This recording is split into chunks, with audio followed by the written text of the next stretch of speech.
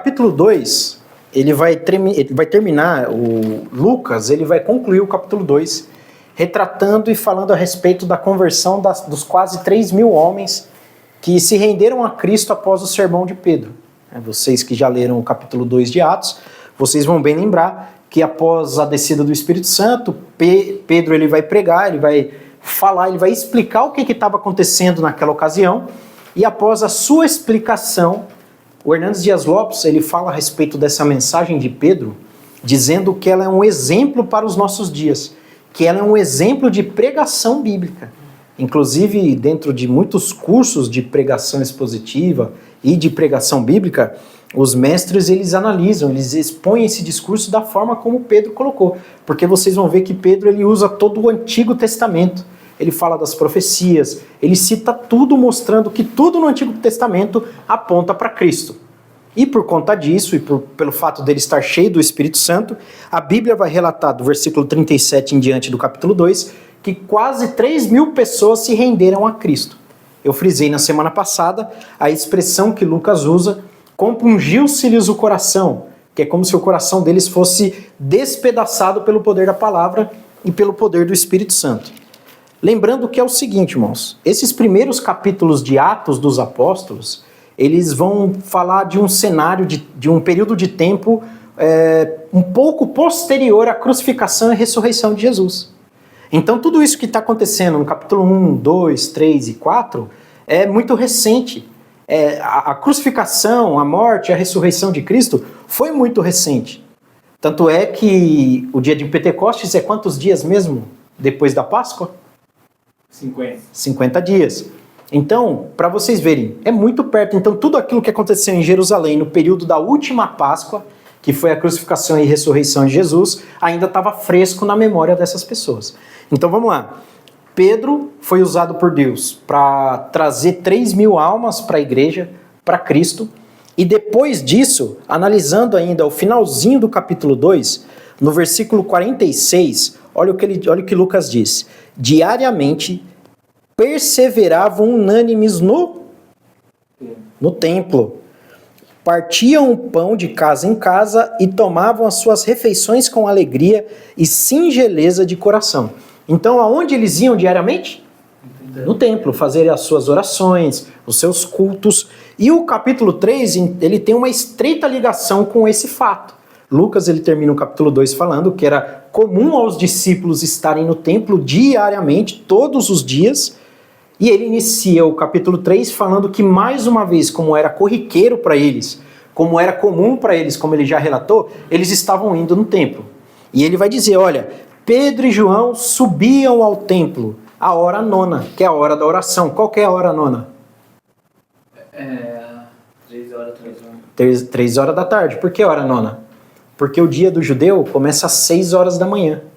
Então a primeira hora é das 6 às 7, a segunda hora das 7 às 8, das 8 às 9, das 9 às 10, e assim por diante. Então a hora nona às 15 horas ou 3 horas da tarde. Já era comum por parte dos apóstolos ou por parte dos judeus também frequentarem o templo nesse horário. Era uma coisa comum para eles. E nesse período, disso tudo que estava acontecendo em Jerusalém, além de ser um horário muito movimentado no entorno do templo, eles ainda estavam vivendo aquele resquício daquela festa, que era a Páscoa e o Pentecostes. Então tinha muita gente em Jerusalém. E a Bíblia vai dizer que nesse momento em que Pedro e João subiam ao templo para orar, como já lhes era de costume, eles se deparam com um homem que já estava ali por vários anos, na porta do templo. Olha só que coisa interessante. Era levado um homem coxo de nascença. Por que Lucas ele ressalta que ele era coxo ou aleijado de nascença? Porque uma coisa é o cara que sofreu um acidente ou por causa de uma enfermidade ele ficou aleijado ou coxo, e outra coisa é uma pessoa que já nasceu aleijada. Por isso que ele fala isso. Porque ele está falando, cara, esse maluco aí, ele já nasceu assim. Esse problema perdura na vida dele desde a concepção. Quando ele sai da mãe dele, ele nunca andou, ele nunca teve essa experiência de caminhar sobre os pés dele. Tudo que ele fazia era dependendo de outras pessoas. Até mesmo o versículo 2 diz, era levado um homem. Ou seja, ele dependia de outras pessoas para chegar na porta do templo. Então ele ficava ali também, à medida que os apóstolos e os discípulos de Cristo e os outros judeus subiam ao templo todos os dias para prestar seu culto, para fazer as suas orações, aquele camarada ia para o templo também, só que para pedir esmola. É comum, até hoje a gente vê isso na porta de igrejas, principalmente igrejas católicas, né, grandes templos, ficar aquela grande quantidade de mendigos, pedintes, querendo alguma esmola. E aqui era a mesma coisa. O cara, ele sobrevivia disso, porque naquela época não tinha fundo social, não tinha aposentadoria por invalidez, ele não recebia auxílio de Roma, ele não recebia auxílio do governo por causa da deficiência dele, do problema que ele tinha, que ele apresentava. Então, a fonte de renda dele eram as esmolas que o povo dava. Ele dependia única e exclusivamente da misericórdia dos compatriotas dele, das pessoas que frequentavam o templo. E, novamente, como era de costume para ele, todos os outros demais dias da vida dele, a Bíblia vai dizer no versículo 3 que ele implorou a Pedro e João para que eles lhe dessem uma esmola. É aquele negócio típico de mendigo, né? Por favor, me dá uma esmola. Só que o texto está deixando claro, ele implorava. Para o mendigo, era só mais um dia, era só mais uma petição. Só que para Pedro e João, que eram homens cheios do Espírito Santo, provavelmente foi o ápice de alguma coisa que iria acontecer. Então constrói a cena aí na cabeça de vocês. Pedro e João chegando no templo, subindo as escadas do templo, se deparando com aquele cara e o cara pedindo prata para ele, ouro para ele, qualquer esmola que seja, um pedaço de pão, um pedaço de peixe, sei lá, qualquer coisa. E ele implorava para Pedro e João. Só que Pedro, fitando os olhos no mendigo, no pedinte, a Bíblia deixa isso bem claro, né? Ele olha olho no olho aqui, ó, do mendigo. Qual que é a primeira palavra que Pedro fala para ele?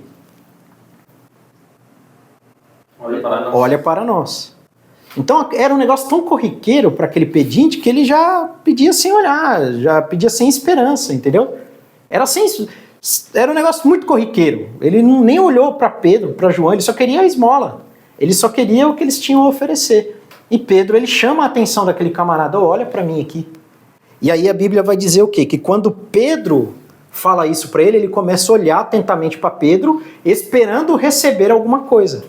Então talvez ele tenha pensado, nossa, agora eu vou receber uma boa esmola, né? O cara está pedindo para eu olhar para ele, na melhor das hipóteses é isso. Ele tá com o olho brilhando.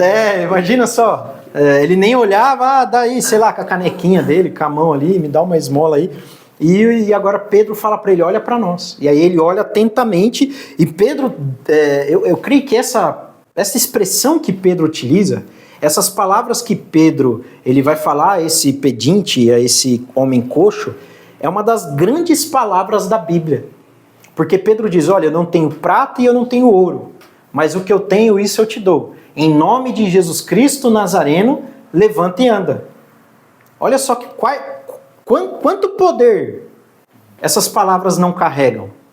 São palavras poderosas, porque ele nunca ouviu isso na vida dele. Olha a convicção de Pedro e olha a surpresa que esse camarada não deve ter tido. Esperando receber uma esmola, esperando receber uma ajuda humanitária, e é uma coisa completamente surpreendente para ele. Porque assim, o que ele mais queria no momento era esmola, porque esse negócio dele levantar e andar, para ele era uma coisa inadmissível. Era impossível, ele já se contentava com o estado de aleijamento, se é que a gente pode dizer assim dele. Ele já se contentava, ele nasceu assim, para ele ia morrer assim. Só que agora ele se deparou com dois homens de Deus. E aí Pedro diz, olha, em nome de Jesus Cristo, o Nazareno, levanta e anda. Sobre isso que Pedro diz, eu não tenho prata nem ouro, tem um episódio na vida de São Tomás de Aquino, que é um santo católico, que ele foi visitar Roma e o Papa começa a mostrar para ele os templos de Roma, as igrejas, as grandes construções, e começa a falar para ele, olha só, tá vendo tudo isso aqui, a igreja construiu por conta das doações, por conta da riqueza da igreja e tal. E no final da conversa de São Tomás de Aquino com o Papa fala para ele, olha só como é interessante, agora Pedro não pode mais dizer que não tem prata e ouro. Aí na hora Tomás de Aquino responde o Papa, né? Mas ao mesmo tempo ele também não pode dizer que tem o levanta e anda. Tem a prata e o ouro, mas não tem o levanta e anda. Então, isso daqui, por isso que eu falei, essa declaração de Pedro é uma das declarações mais poderosas da Bíblia, principalmente em relação ao Novo Testamento e principalmente em relação à Igreja de Cristo. Porque essas palavras de Tomás de Aquino que eu acabei de falar vão revelar que provavelmente, e a gente vê isso analisando a história da igreja, que a igreja ela perdeu o poder do Espírito Santo ao longo dos tempos. Poxa, tem um templo, tem construções gigantescas, a Basílica de São Pedro, construída hoje lá em Roma, que foi construída no século XVI e XVII, é um negócio gigantesco, é enorme. É uma coisa assim, nunca antes vista, talvez. É quase o Templo de Salomão, né? Então assim, é muita riqueza, é muito poder financeiro. Então, as palavras de São Tomás de Aquino em relação, parafraseando Pedro, vão de encontro não só à Igreja Católica da Idade Média, mas à nossa igreja hoje. Entende? Então, um se gabando, se vangloriando, falando, olha, nós temos prata e ouro. E é isso que as nossas igrejas têm hoje em dia. Tem prata, tem ouro, tem assento de couro, tem televisão de não sei quantas 1000 polegadas, som de última geração, microfone de ouro, tá cheio disso. E o que não tem? Não tem mais o levanta e anda. Isso não diz respeito somente à cura, literalmente, mas em relação a essa proximidade que os primeiros cristãos tinham com o Espírito Santo de Deus. Entende? Eu não estou falando que a igreja não deve ter prata e ouro, não é isso que eu estou falando. O que eu estou falando é o seguinte, é ter uma coisa em detrimento da outra. Até a questão fala que você falou no começo, né? Todos os dias eles subiam ao templo, né? Então eles eram impulsionados a subir ao templo para cada vez querer mais. Hoje em dia é uma luta para levar alguém para a igreja. Exato. E esse alguém que você fala é alguém crente, né? Você convidar um crente para ir para a igreja é uma luta. Tem que mandar o convite, às vezes tem crente que tem que estar buscando, né?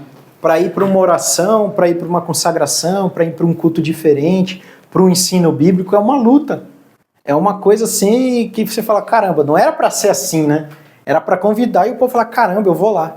E as igrejas hoje estão lutando para manter os que estão ali dentro. Exato. Aquele versículo tem perdido um pouco o sentido, assim, né? Me alegrei quando disseram, vamos à casa do Senhor. Sim. Cadê a alegria do povo? Cadê a alegria? Em relação a isso, em relação à presença de Deus. Porque esses camaradas aqui, Pedro e João, que fazem parte do nosso texto aqui, você vê que eles viviam e respiravam o evangelho. A vida deles era isso. Pedro não era pescador, João não era pescador, mas há quanto tempo eles não praticavam esse ofício de pesca? Como profissão.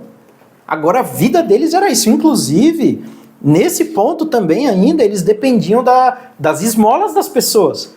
Pedro, João, os demais apóstolos dependiam das ofertas dos outros. Para comer, para vestir, para morar. Entende? Porque Jesus ensinou eles a viver dessa forma. Então assim, a vida dos apóstolos era isso. A vida da igreja primitiva era respirar o evangelho de Cristo, a obra de Deus. Mas, dando continuidade, no versículo 6 ainda, Pedro diz, né, eu não possuo prata e não possuo ouro, mas o que eu tenho, isso eu te dou. Em nome de Jesus Cristo, o Nazareno, anda. Na minha versão tá só anda direto. Mas por que ele fala Jesus Cristo Nazareno? Eu vou explicar para vocês. Exatamente. Havia outro Jesus. O nome Jesus era um nome relativamente comum. Tá? Só que ele está especificando o Jesus de Nazaré. Porque todos conheciam o nosso Cristo, na época ali, como Jesus de Nazaré, Jesus o Nazareno. Então Pedro, ele quer deixar bem claro quem está curando aquele camarada. Ele está falando, ó, Jesus o Nazareno, ele é responsável por você estar sendo curado agora. Mas daqui a pouco eu vou discorrer mais sobre isso. Versículo 7. E tomando-o pela mão direita, o levantou. Imediatamente os seus pés e tornozelos se firmaram. E de um salto se pôs em pé, passou a andar e entrou com eles no templo, saltando e louvando a Deus. Olha lá. Então Pedro diz, né? Em nome de Jesus Cristo Nazareno, anda. Olha a convicção de Pedro. Pensa nisso comigo. A convicção com que Pedro fala, em nome de Jesus Cristo Nazareno, anda. Só que ele tem que pegar na mão do cara. Parece que nenhum cara acreditou tanto. A ideia que dá, né? Tipo assim, ele ouve as palavras de Pedro e ele continuou deitado. Só que aí Pedro vai lá, toma ele pela mão direita e coloca ele de pé. Aí a Bíblia vai dizer que de um salto ele se colocou em pé. Imagina o salto que ele deu, aquele pulo que ele deu e ele começou a... Ele ficou alegre com a situação. Só que o que mais chama a atenção após o fato da cura, lá no versículo 8, Lucas narra que ele entra saltitando com Pedro e João no templo. Por que ele entrou no templo? Ele reconheceu a Deus, né? Assim, Também. Mas primeiro, a lei de Moisés não permitia que aleijados entrassem no templo. Ele nunca tinha entrado no templo na vida dele. A primeira vez que ele entrou num templo judeu foi ali agora. Ele não podia ter corrido para a casa dele, ele não podia ter ido para qualquer outro lugar. Só que agora ele recebeu a cura dele e ele foi para o templo. Provavelmente para orar junto com Pedro e João, provavelmente para prestar um culto juntamente com Pedro e João.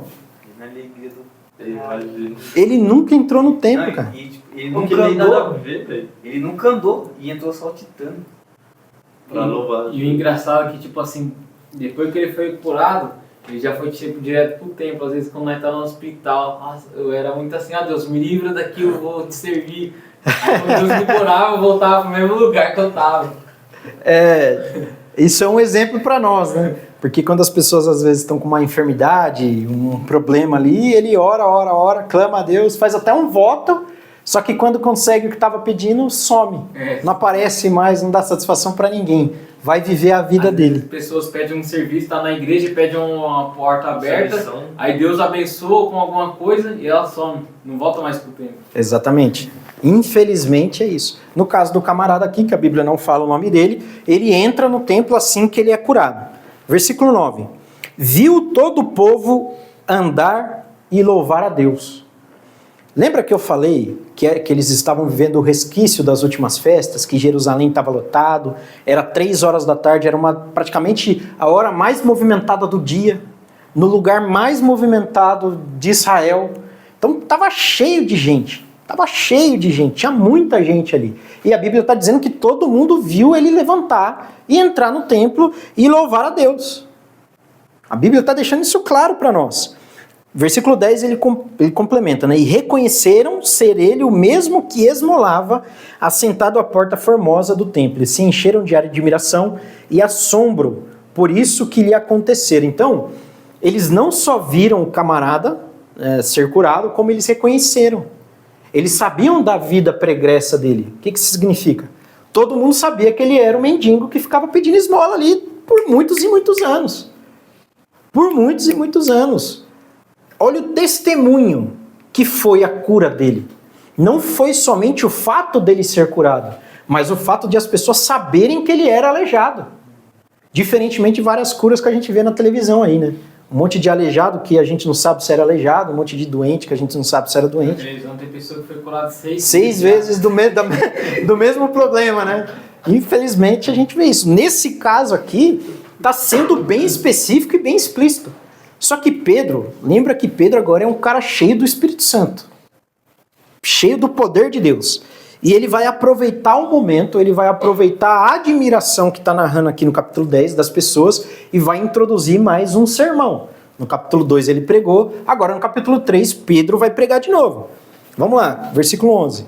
Apegando-se ele a Pedro e a João, todo o povo correu atônito. Atônico é aqui, ó, zoião esbugalado. Caramba, mano, o que está acontecendo? Vamos ver lá. Curioso. Exato. Para junto deles no pórtico chamado de Salomão. À vista disso, Pedro se dirigiu ao povo dizendo, olha as palavras de Pedro, Israelitas, por que vocês estão maravilhados disto? Ou por que vocês fitam os olhos em nós como se pelo nosso próprio poder ou piedade o tivéssemos feito andar? Analisa comigo. Pedro está falando, pessoal, por que vocês estão com o olho esbugalado olhando para mim? Como se eu fosse santo, tão santo, a ponto de ter curado ele pela minha santidade ou pelo meu próprio poder? Porque o povo estava admirado com Pedro e com João. A ideia aqui é realmente, cara, eles são os caras. Então Pedro está falando, não é isso. Vocês estão admirados comigo como se fosse eu o responsável pela cura dele. Mas no versículo 13 ele explica. O Deus de Abraão, de Isaac e Jacó, o Deus dos nossos pais, glorificou o seu servo Jesus, a quem vocês traíram e negaram diante de Pilatos, quando este havia decidido soltá-lo. Vocês negaram o santo e o justo e pediram que no lugar dele se concedesse um homicida, um assassino. Dessarte mataram o autor da vida, a quem Deus ressuscitou dentre os mortos, de quem nós somos testemunhas. Pela fé em o nome de Jesus é que esse mesmo nome fortaleceu a este homem que agora vocês veem e reconhecem. Sim, a fé que vem por meio de Jesus deu a este saúde perfeita na presença de todos vocês. Então olha lá Pedro explicando e introduzindo Cristo. Ele fala, não é o meu poder, não é a minha piedade, não é a minha santidade, não é a minha vida reta diante de Deus e dos homens. É o poder de Deus manifesto por meio de Cristo, e esse Cristo é o Jesus o Nazareno que vocês todos mataram. Não lembra que eu falei? Por isso que eu comecei dizendo, fazia pouco tempo. Não perdi a oportunidade. Não perdia. Fazia pouco tempo, poucos dias que tudo aconteceu, estava fresco na memória de todo mundo. E Pedro está falando, cara, vocês mataram Jesus, vocês traíram ele diante de Pilatos. E ele ainda fala, né, Pilatos tinha decidido soltar Jesus, mesmo assim vocês começaram a gritar Barrabás, solta Barrabás e crucifica Jesus. Pedro está jogando na cara deles mesmo. A ideia é de acusar mesmo, olha, vocês mataram Jesus. Vocês são responsáveis pela crucificação dele. Imagina você ouvindo isso. Você sendo um judeu ali, constrói a cena, se coloca no lugar de todos os lados da história, para você entender o peso das palavras de Pedro. Pedro está falando, cara, ó, quem curou ele, quem é responsável por esse grande milagre que vocês presenciaram é Jesus, do qual nós somos, está lá no versículo 15, testemunhas. Isso daqui é demais. Capítulo 1, versículo 8. Mas receberão poder que há de vir sobre vós, e serão as minhas testemunhas. Então Pedro estava cheio do Espírito Santo para cumprir o mandamento de Cristo. É por isso que ele estava cheio do Espírito Santo. Ele era testemunha, ele estava cumprindo o mandamento de Cristo. Olha, eu sou testemunha, é por isso que isso aqui está acontecendo, cara.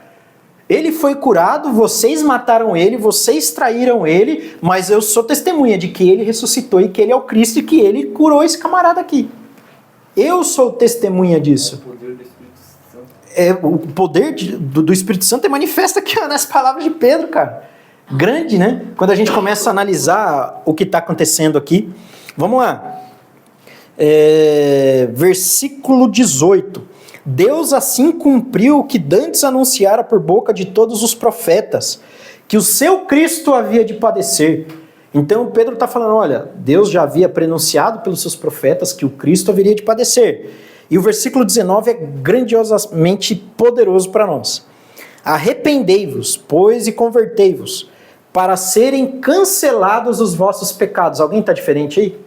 Meu tá... A minha não, porque eu cacei a versão sua aí, mas dá pra mudar. Não é, voltem-se para Deus. E o que mais?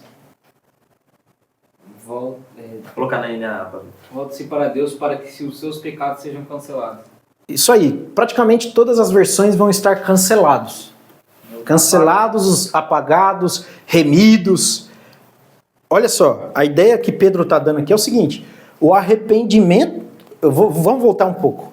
Pedro acabou de acusar eles. Vocês mataram, vocês traíram. Jesus foi crucificado por causa da falta de caráter de vocês. Só que é o seguinte, se você se arrepender, esse seu pecado de traição, esse seu pecado de falta de caráter por ter acusado Jesus e ter assassinado ele, vai ser apagado, vai ser cancelado. Ele está expondo a misericórdia de Deus. Ele está falando para aquele povo, olha, vocês são os assassinos do Cristo. Só que Deus está dando a oportunidade de cancelar os seus pecados. Se vocês se arrependerem agora, Deus vai esquecer tudo isso. Os seus pecados vão ser cancelados, vão ser apagados. Olha só como é poderosa a mensagem. Vamos lá, dando continuidade. Versículo 22, né? Disse, na verdade, Moisés, o Senhor Deus vos suscitará dentre vossos irmãos um profeta semelhante a mim. A ele ouvireis em tudo quanto vos disser. E acontecerá que toda alma que não ouvir esse profeta será exterminada do meio do povo. Pedro está fazendo referência à profecia do próprio Moisés. Deuteronômio, capítulo 18, versículo 15. Moisés dizia, olha, Deus suscitará dentre os vossos irmãos um profeta semelhante a mim, a ele ouvireis. Então esse Cristo que eles mataram, que eles traíram, que eles crucificaram, é esse profeta descrito por Moisés. A quem, se as pessoas não ouvissem, está lá no versículo 23, aquela alma que não ouve esse profeta, ela deve ser exterminada do povo. Beleza? Vamos lá, vamos entrar no capítulo 4. Então, recapitulando, Pedro e João, na hora nona, 3 horas da tarde, subiam ao templo, como era de costume diariamente. Lá eles se encontraram com o coxo, o paralítico, o aleijado. Deus usa Pedro para curar ele. E agora Pedro, vendo o espanto do povo, começa uma mensagem poderosa, num tom acusatório. Vocês mataram, vocês negaram, vocês crucificaram. Mas se vocês se arrependerem, Deus apaga o pecado de vocês. Por mais que vocês tenham matado o Filho de Deus, Ele cancela o seu pecado. Capítulo 4. Falavam eles ainda ao povo quando sobrevieram os sacerdotes, o capitão do templo e os saduceus, ressentidos por ensinarem eles o povo e anunciarem em Jesus a ressurreição dos mortos, e os prenderam. Vamos lá. O texto está sendo bem explícito na narrativa dele. Enquanto Pedro estava falando, explicando tudo aquilo ali que a gente já está expondo aqui, chegou os saduceus, chegou o capitão do templo, chegou uma turba de pessoas, porque lembra que eles estavam dentro do templo, e prenderam Pedro e João. Por quê? Lucas revela o motivo. Eles estavam ressentidos. Primeiro, quem que é esses caras para estar ensinando o povo aqui dentro do templo? Quem são eles? Que mestres são eles? Qual a autoridade que eles têm? E pior ainda, eles estão falando que esse Jesus, esse defunto, porque era assim que eles chamavam Cristo, esse defunto é o responsável pela ressurreição dos mortos? Pá, os caras prenderam Pedro e João. E os prenderam recolhendo-os ao cárcere até o dia seguinte, pois já era tarde. Por quê que eles deixaram para o dia seguinte? Lembra que eles subiram a hora nona, que é 3 horas da tarde? Provavelmente esse momento aqui já era quase 18 horas. Por isso que eles deixaram para o dia seguinte, porque não podia ter julgamento à noite. Entendeu? Vamos lá. Então, provavelmente Pedro ficou pregando mais ou menos 3 horas para o povo. Todo esse episódio foi mais ou menos de 2 a 3 horas. Tudo isso que aconteceu. O povo às vezes reclama de passar 5 minutinhos. Né? Muitos, porém, dos que ouviram a palavra, a aceitaram, subindo o número de homens a quantos? 5 mil. Quase 5 mil. Se no primeiro discurso de Pedro se converteram quantas almas? 3 mil. Quase 3 mil, agora quase 5 mil. Então, num único discurso, Pedro já traz um monte de gente para a igreja, para os braços de Cristo. 48 mil. Só que, olha só, a gente poderia exaltar Pedro agora, né? Poxa, Pedro era embaçado mesmo, buta de um pregador. Só que a gente volta nas palavras do próprio Pedro. Por que vocês estão atônitos, espantados, como se pelo meu próprio poder ou pela minha piedade eu fizesse isso? É o poder do Espírito Santo. A gente não falou isso na semana passada? Se não for o Espírito Santo na vida da igreja, ninguém vai aceitar Jesus. Não vai ter transformação, não vai ter mudança de mente, não vai ter mudança de vida. Então é somente pelo poder do Espírito Santo. Por que estava acontecendo tudo isso na vida de Pedro? Por causa do poder do Espírito Santo. Ponto. Pedro e João perante o Sinédrio. Então, no dia seguinte, eles deixaram a inquirição de Pedro para o dia seguinte. O sumo sacerdote Anás e Caifás, vocês lembram deles? Desses dois? Estavam lá no julgamento de Cristo. João, Alexandre, todos os que eram da linhagem do sumo sacerdote, e pondo-se perante eles, os arguiram. Com que poder ou em nome de quem vocês fizeram isso? Então eles estão indagando Pedro e João a respeito da cura e a respeito do sermão deles dentro do templo. Versículo 8. Então Pedro, cheio do Espírito Santo. Olha como Lucas faz questão de ressaltar isso. Pedro estava cheio do Espírito Santo. O que será que ele ficou fazendo naquela noite? O cara estava cheio do Espírito Santo. Já era de manhãzinho, irmãos. Pedro lhe disse: autoridades do povo e anciãos, visto que hoje somos interrogados a propósito do benefício feito a um homem enfermo e do modo porque ele foi curado. Pedro já começa a dar uma paulada nesse povo. Vocês estão interrogando a gente porque a gente fez benefício a um camarada que foi curado. Ele já está dando ali uma caibrada nos camaradas. Tomai conhecimento vós todos e todo o povo de Israel de que em nome de Jesus Cristo Nazareno. Olha só que ele está falando Nazareno de novo. Ele quer fazer questão de mostrar de que é aquele Jesus que foi crucificado. Anás e Caifás está aqui. Lembra que eles rasgaram as vestes? Falaram, ó, Jesus está blasfemando. Eles estão ouvindo o que Pedro está dizendo. A quem vocês crucificaram, novamente Pedro já está poucas ideias, mano. Está falando, vocês crucificaram Cristo. Ele está falando isso para as autoridades. Agora não é mais para o povo comum. A quem vocês crucificaram e a quem Deus ressuscitou dentre os mortos. Sim, em seu nome é que este está curado perante vocês. Este Jesus é a pedra rejeitada por vocês, os construtores, a qual se tornou a pedra angular. Só que o versículo 12 é o checkmate ali, ó. E não há salvação em nenhum outro, porque abaixo do céu não existe nenhum outro nome dado entre os homens pelo qual devamos ser salvos, ou sejamos salvos. Então Pedro está dizendo assim, os caras estão inquirindo eles, estão realmente, é um interrogatório, tá? Tá aquela turba de anciãos, o sinédrio todo reunido, e tá Pedro e João lá no meio, para ser interrogado. Eles querem tirar as informações de Pedro para entender o que está acontecendo e promulgar talvez uma possível sentença. Eles querem entender se Pedro e João cometeram algum crime, para talvez prendê-los ou até mesmo entregá-los para as autoridades romanas. E Pedro, ele vai testemunhar de Cristo mais uma vez. Lembra que agora a vida de Pedro é cumprir o mandamento de Cristo? Que é ser testemunha dele? Pedro está cheio do Espírito Santo. E Lucas começou o texto falando, olha, Pedro cheio do Espírito Santo. E Pedro vai testemunhar de novo, olha, esse benefício aqui que nós fizemos a este homem, que era coxo de nascença, aleijado, que sofreu a vida inteira, foi feito por causa de Jesus, aquele que vocês crucificaram. Imagina só Anás e Caifás ouvindo aquilo ali. O ódio que não veio no coração deles.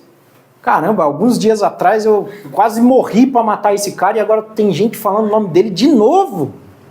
De novo estão falando desse Jesus. Parece que nunca acaba, né? Imagina Anás e Caifás pensando isso e os demais do Sinédrio. Eles já estavam enterrados, né? Só que o próprio Pedro vai dizer, né? Vocês mataram ele, vocês crucificaram ele, mas Deus o ressuscitou dentre os mortos. Então, aceita que dói menos, né? Vamos lá. Versículo 13.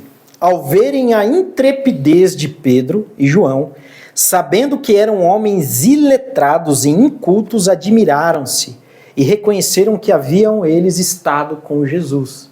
Primeiro, Pedro e João, eles eram iletrados, ou seja, eles não tinham passado pelas universidades judaicas. Eles não tinham cursado o ensino superior em judaísmo, eles não eram mestres fariseus, saduceus, eles não eram escribas, eles eram pescadores galileus. Inclusive, para muitos judeus naquela época, os galileus eram cidadãos de segunda categoria. Nós fomos. É bem isso mesmo. E aí o versículo está ressaltando, olha, eles viram que aqueles homens eram iletrados, mas mesmo assim eles reconheceram que eles estavam com Cristo. Por que Lucas diz isso? Porque eles eram intrépidos, ousados, eles sabiam do que estava falando, porque eles aprenderam com Jesus.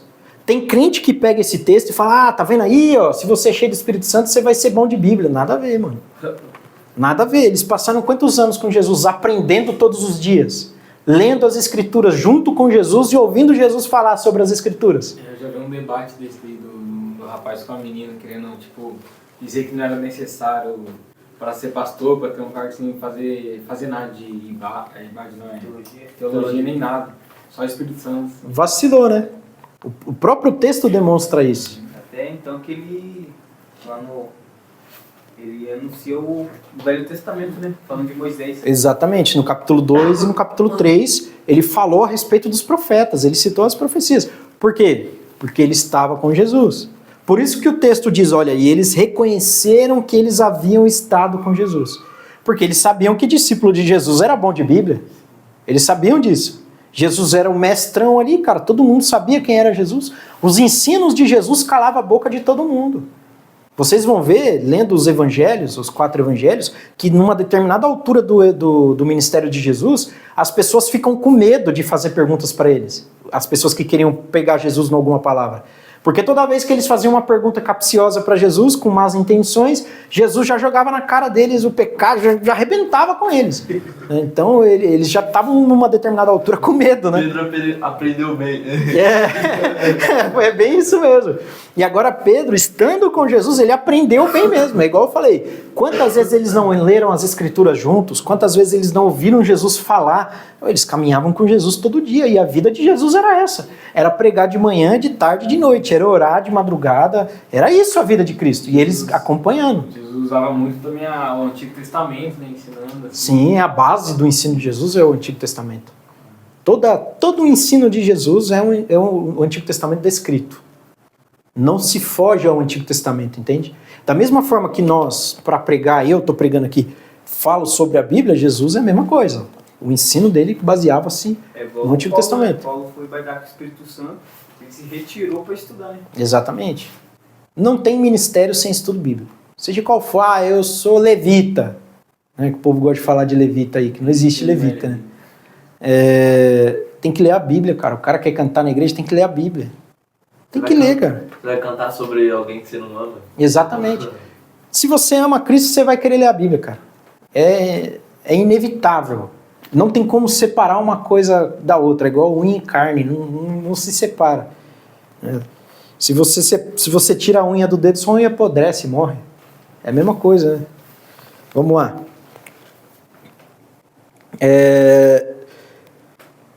Versículo 14. Vendo com eles o homem que fora curado, nada tinham que dizer o contrário. O versículo 14 dá a ideia que eles prenderam também o camarada que foi curado. Não foi só Pedro e João.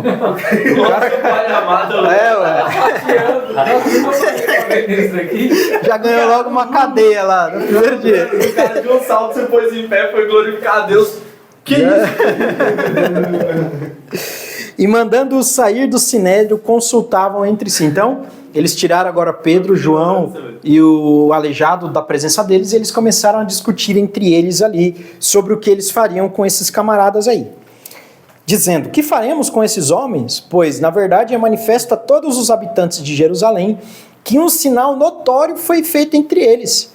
E não podemos negar, mas, para que não haja maior divulgação entre o povo, ameacemo-los, para que não falem mais nesse nome a quem quer que seja. Qual foi a conclusão que eles chegaram? Não tem como negar, cara, que um paralítico, um aleijado foi curado. Não tem como a gente esconder, todo mundo viu. Todo mundo conhecia o cara e todo mundo vai ver ele andando por aí. É semelhante ao que aconteceu com Lázaro. Os irmãos vão bem lembrar, não sei se vocês lembram, quando Jesus ressuscita Lázaro, os camaradas estavam querendo matar Lázaro também, para abafar o milagre de Jesus. Não sei como que eles não planejaram fazer isso com esse camarada aqui, com o coxo. Mas eles decidiram ameaçar Pedro e João para eles parar de falar no nome de Jesus a quem quer que fosse. Versículo 18. E chamando-os, então eles estavam do lado de fora do sinédrio, agora chamou eles para falar da decisão deles. Ordenaram-lhes que absolutamente não falassem, nem ensinassem no nome de Jesus. Então imagina só, cara, os caras diante dos juízes da nação sendo repreendidos e orientados a não falar no nome de Jesus. Cara, os juízes supremos da nação de Israel, eles só estavam abaixo das autoridades romanas. Mas entre os judeus, eles eram os soberanos ali, o Supremo Tribunal Federal dos judeus, eram eles. E eles estavam ameaçando Pedro e João para eles pararem de falar no nome de Jesus. E qual é a resposta? Versículo 19. Mas Pedro e João lhes responderam, julgai se é justo diante de Deus ouvir-vos antes a vós outros do que a Deus. Eles apelam para a consciência deles. Eles falam, vocês mesmos aí, sinédrio, fala aí, eu devo ouvir aos homens ou a Deus em primeiro lugar? O que vocês acham? Muito isso, né? Ele respondia as perguntas, coisas com outra pergunta. Típico de judeu. Típico de mestres judeus. Principalmente daquela época ali. Mas olha só que coisa interessante, né? Eles apelaram para a consciência deles. E o versículo 20 é poderoso. Pois nós não podemos deixar de falar as coisas que nós temos visto e ouvido. Eles presenciaram. Ver e ouvir não é ser testemunha? Então, vamos parafrasear. Eu não posso deixar de testemunhar do que eu sou testemunha. Eu não posso deixar de testemunhar os fatos que eu presenciei. Ele me chamou para ser testemunha. A minha missão de vida, eu estou parafraseando Pedro, é ser testemunha, eu não posso deixar de falar. Você vê que em toda oportunidade que ele tem, ele prega, toda oportunidade que ele tem, ele fala, diante das autoridades, diante do povo, diante dos doentes, diante de todo mundo. Toda oportunidade que ele tem, ele prega. E aqui não é diferente. Por isso que ele está falando, nós não podemos deixar de falar das coisas que nós vemos e ouvimos, porque eu experimentei Jesus, eu vivi com Jesus, eu vi ele morrer, eu vi ele ressuscitar, eu vi ele subir para o céu. Isso aqui tem, então, tipo assim, quando você vê, sei lá, um acidente, alguma coisa estrondosa assim, você quer falar para todo mundo aquilo que você viu. Então, se a gente está realmente vivendo Cristo, a gente quer falar dele, não tem como não falar. Né? Exatamente. Se foi uma experiência impactante para sua vida, você vai querer falar. Mesma coisa o cristão. Vai falar alguma coisa? Tem até uma passagem que fala também, tipo, dá uma ideia mais completa, né? Que fala que as nossas mãos pegaram. Não lembro. 1 João capítulo 1, a respeito da palavra da vida, né? Aquilo que as nossas mãos apalparam. É isso mesmo, eles literalmente experimentaram Jesus. A ideia aí é de experimentar, entendeu? Vamos lá. Versículo 21. Depois, ameaçando-os ainda mais. Então Pedro dá essa resposta aí no meio deles. E agora, de novo, eles voltam a ameaçar Pedro e João. Ameaçando-os ainda mais, os soltaram, não tendo achado como os castigar por causa do povo, porque todos glorificavam a Deus pelo que acontecera. Ora, tinha mais de 40 anos aquele em quem se operara essa cura milagrosa. Então Lucas ele está deixando claro, ele está fazendo questão de mostrar que o cara era um coxo de nascença, que ele tinha mais de 40 anos para mostrar a grandeza do milagre que foi operado, cara. Lembra quando Cristo ele cura aquele cego de nascença? Não sei se vocês lembram. Está lá em João capítulo, salvo engano, capítulo 8, capítulo 9 ou 11, não lembro. Capítulo 9, se eu não me engano. Capítulo 9. Isso, capítulo 9. João capítulo 9. Que ele gospe no chão lá, faz lodo, passa no olho do cara. Aí as pessoas falam, né? Nós nunca ouvimos dizer que um cego de nascença foi curado. A mesma ideia é isso aqui. Para eles isso aqui era tipo, nossa, cara. Se fosse uma cura de um cego que ficou cego por alguma coisa, já seria grande coisa, né? Só que a cura de um cego de nascença, de um paralítico de nascença, de um aleijado de nascença, para eles era muito maior. Entendeu? Para eles tinha também aquele negócio de que quem tinha alguma coisa de nascença era por causa de um pecado dos pais, da família, ou dele mesmo. Exatamente, eles tinham isso na mentalidade. Só que Cristo já havia respondido isso para os discípulos, né? Nem ele pecou, nem os seus pais, mas isso aconteceu com ele para que nele se manifeste a glória de Deus. Lembra desse texto? Vamos lá, irmãos? Continuando. Versículo 23. Uma vez soltos, procuraram os irmãos e lhes contaram quantas coisas lhes haviam dito os principais sacerdotes e os anciãos. Ouvindo isto, unânimes, levantaram a voz a Deus e disseram: Tu, soberano Senhor, que fizeste o céu, a terra, o mar e tudo o que neles há, que disseste por intermédio do Espírito Santo, por boca de Davi, nosso pai, teu servo. Aí eles vão citar uma passagem em versículo 28.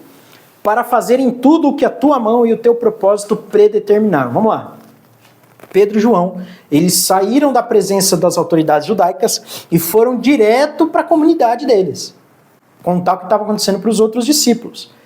E os discípulos ficaram doidos quando eles ouviram a história de Pedro e João. Tanto é que a primeira coisa que eles vão fazer é orar. E a oração deles é interessante, porque eles começam a citar o Antigo Testamento, e a partir do versículo 27, olha o que eles disseram. Porque verdadeiramente se ajuntaram nesta cidade contra o teu santo servo Jesus, a qual ungiste Herodes, Pôncio Pilatos, com os gentios e gente de Israel, para fazerem tudo o que a tua mão e o teu propósito predeterminaram. Olha só que coisa interessante. Herodes era autoridade, Pôncio Pilatos era autoridade, os fariseus, o sinédrio era autoridade, mas eles estavam submissos à maior autoridade que era Deus. Porque tudo que eles fizeram, as condenações, aquilo que eles armaram, as ciladas que eles armaram para Jesus, era tudo um plano pré-determinado por Deus. Aí, olha só o que eles estão dizendo aqui. Olha, Herodes era governador, Pôncio Pilatos governador. Para eles tinham autoridade para mandar soltar e para prender Jesus, não é isso que Pilatos disse? Só que eles estão falando, cara, quem determinou isso foi a verdadeira autoridade, porque era tudo de acordo com o propósito pré-determinado de Deus. Então, fazendo isso, eles estavam cumprindo o propósito de Deus. De qualquer forma, eles estavam cumprindo o propósito de Deus. Versículo 31. Tendo eles orado, tremeu o lugar onde estavam reunidos. Todos ficaram cheios do Espírito Santo e com intrepidez anunciavam a palavra de Deus. Terminaram de orar, falaram amém. O que aconteceu? Tremeu o lugar. Depois de tremer, todos ficaram cheios do Espírito Santo. Qual é a primeira coisa que eles foram fazer? Anunciar a palavra. Anunciar a palavra de Deus. Não é rodar, sapatear. Não é fazer trenzinho na igreja. É anunciar a palavra de Deus, cara. É isso que o texto está falando. Tendo eles terminado de orar, tremeu o lugar em que eles estavam reunidos, todos ficaram cheios do Espírito Santo e começaram a revelar CPF, começaram a revelar RG, começaram os revelatórios. Não, eles foram anunciar a palavra de Deus. É simples, cara. Olha só como o evangelho é coisa simples. Se eu estou cheio do Espírito Santo, eu anuncio. Se eu não estou cheio, eu não anuncio. Entende? É simples.